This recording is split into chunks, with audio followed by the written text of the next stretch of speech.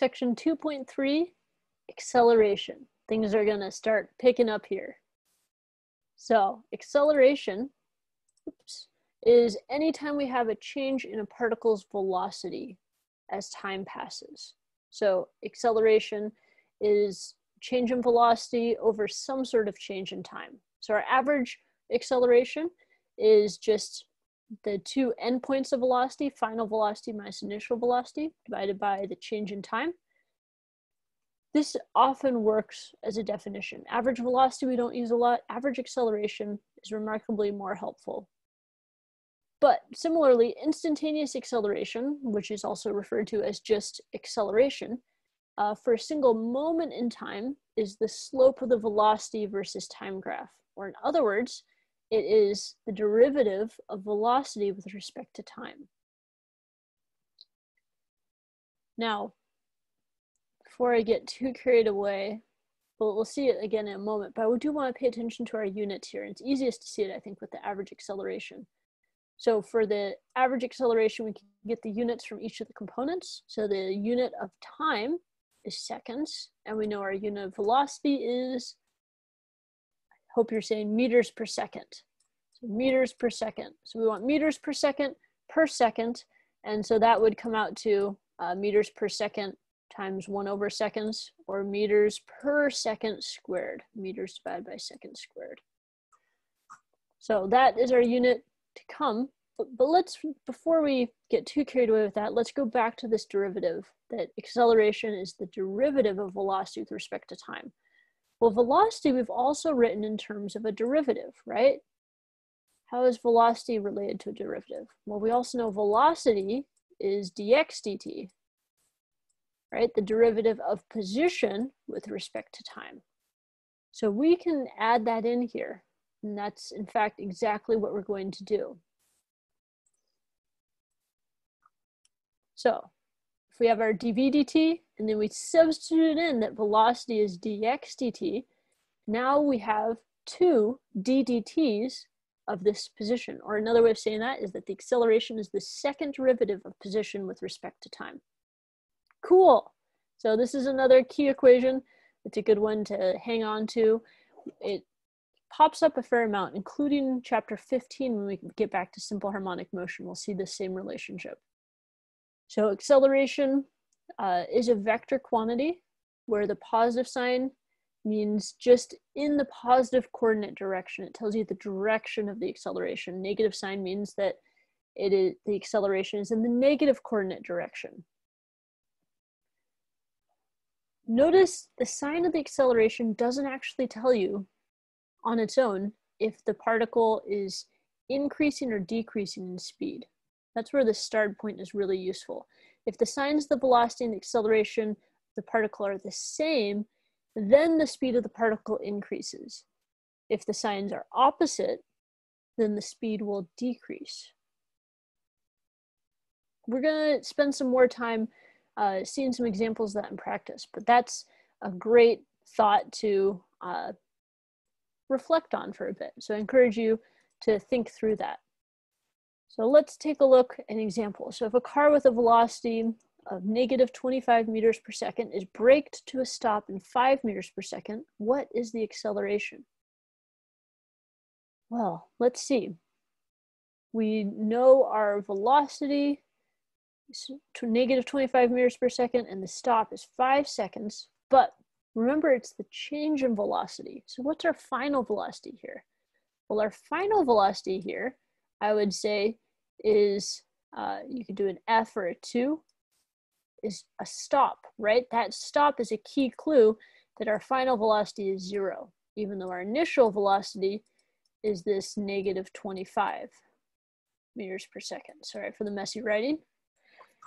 But we have that, and so if we do final minus initial, then we have actually +25 meters per second divided by 5 seconds, and so we end up with a result, here I'll write out 0 minus -25 meters per second. So the negatives cancel to become positive, and we're dividing by 5 seconds, and so our net result is actually going to be plus 5 meters per second squared.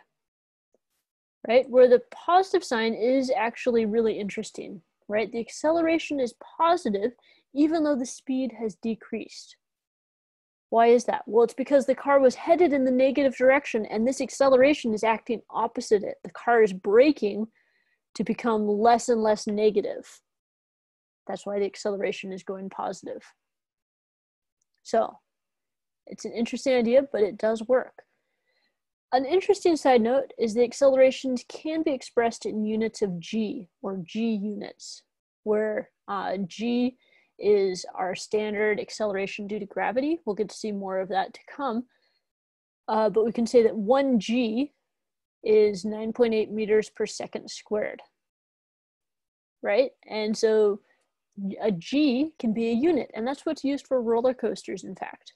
Like here, Flight Deck at California's Great America, which hopefully we will get to go back to someday soon, is, I believe, like 4.5 Gs, that you're experiencing 4.5 times the acceleration you do from a normal everyday basis of just being on Earth. So that's pretty nifty. Another possible unit for acceleration. Now, as we're continuing with acceleration, let's think about graphs. So we'll go back to our elevator cab example where we saw an elevator cab, how its position changed as a function of time, how its velocity changed as a function of time. How would you graph the acceleration versus time? Well, I'd encourage you to go ahead and think about that and draw something out yourself. See what you can come up with. It can be totally wrong. No one's ever going to know, but it will make a difference if you force yourself to try before just watching the answer. So I'm going to give you a moment. Go ahead and hit pause now. All right. Well, if we're thinking about graphing the acceleration versus time, we know it's the second derivative of position versus time, or the first derivative of velocity with respect to time. So as we're looking at the velocity, I'm going to switch my color again. There are some places where the velocity is very obvious and flat, and where the velocity is flat, that tells us that our acceleration, since it's the derivative of velocity with respect to time, is just 0 at those points, right? There's 3 of them where the acceleration is 0 because the velocity is constant. Velocity is not changing as time passes.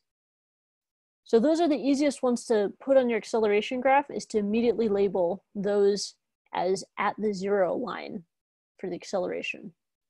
And then notice in between, we have a positive steadily increasing slope, and then we have a negative steadily increasing slope, steadily decreasing slope. It's going in the negative direction. And it's also over a shorter time interval, so it's steeper than the positive one. So we could calculate those exact slopes or take the derivative, and that's what would get us to the second page. Let me clear my drawings out of the way there. That from initially, the acceleration is 0, right? And it is 0 as the elevator is moving at constant velocity, and it's 0 at the end when the elevator stops. But in between, when the elevator first starts up, there suddenly is this positive acceleration that we experience. And similarly, as it slows to a stop, there is a negative deceleration that we experience. And this is something you might feel if you're in an elevator that's a really powerful one, maybe not a 1-story elevator. Those are pretty weak. But if you're in a large building, as the elevator takes off, what do you initially feel? Like if you're about to ride it, you push, okay, close doors, and then hit your level, right? When it starts to accelerate upward, you resist that actually. And so you feel a little bit smaller, which is what this is showing. But once it's moving at constant velocity, you can't even tell it's moving except for that the nice little floors all light up. And so you can watch that and hope that they're accurate. And it's not until the top, when it starts to decelerate, that you feel something different, right? When it slows down, you start to feel a bit lighter, right? Because again, you're resisting the change. And so you feel taller. But then once it stops, you're back to normal. So that shows how we can plot the acceleration based on a velocity versus time graph, which is based on the position versus time graph. So you can follow each of those derivatives through the graph. Right, let's wrap up this section with another Thinkpair share question.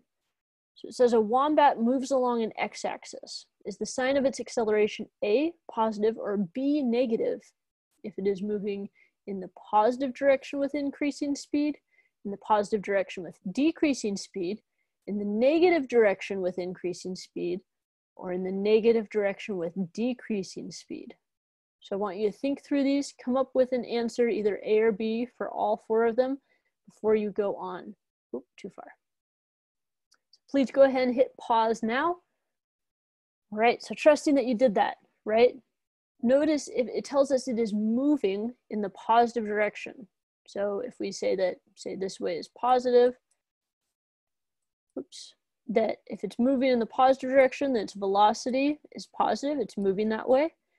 And it also tells us that the speed is increasing.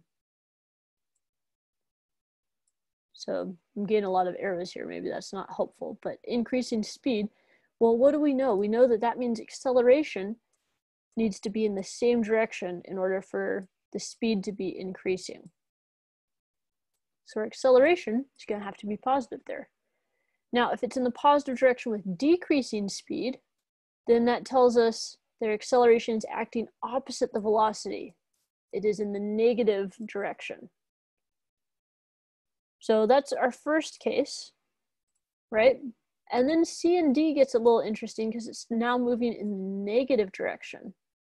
So we have a negative velocity, and C is with increasing speed. For our speed to increase, we know from that bullet that the acceleration needs to be in the same direction as the velocity. So if the velocity is going in the negative direction, the acceleration is going to have to be negative as well in order to support it and keep it moving that way.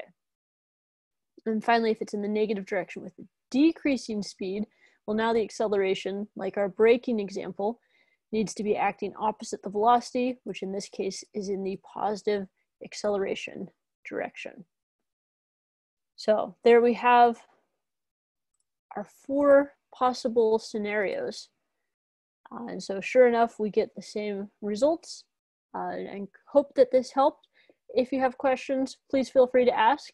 And that introduces the idea of acceleration, and we'll take a look at a special case of acceleration that will apply to a number of scenarios in the next video coming up.